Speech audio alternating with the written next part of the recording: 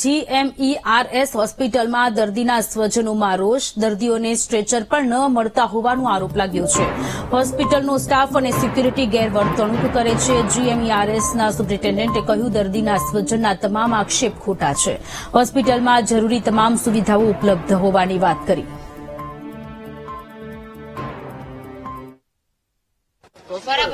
એ છે ને તો સ્લીપ ખાઈ ગયો, તમને અહીંયા વાગ્યો, તમે અહીંયા લઈને આવ્યા, ગાડી લઈને આવ્યા, ઉતાર્યો તો કે અમારા પાસે માણસ હતી સ્ટેશન પર, તમે જાતે લઈ જાઓ, અમે કોઈ જવાબદાર ના લઈ જાઓ. માણસો નથી અહીંયા આગળ, નથી સ્ટાફ નથી. એ લોકો પોતે જ કહે છે કે સ્ટાફ નથી, તમે કમ્પ્લેન કરો. અરે મામા આજ સવારે જ એમને લઈને આવ્યા હમણાં જ અભિયાલ, તો કે અહીંયા આગળ કોઈ સ્ટાફ નથી, તમે કમ્પ્લેન કરો એવું કીધું. આરોગ્ય મંત્રીને અમારે મળવું છે.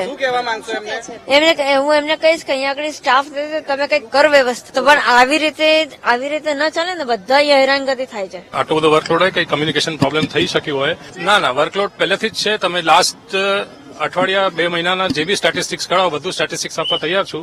આપણું અહીંયા જેટલી હોય એના કરતા અત્યારે લાસ્ટ મંથમાં આટલું જ હોય છે. ફૂલ ફેસિલિટીઝ અવેલેબલ હોય છે, બધી ફેસિલિટી છે આપણા પાસે.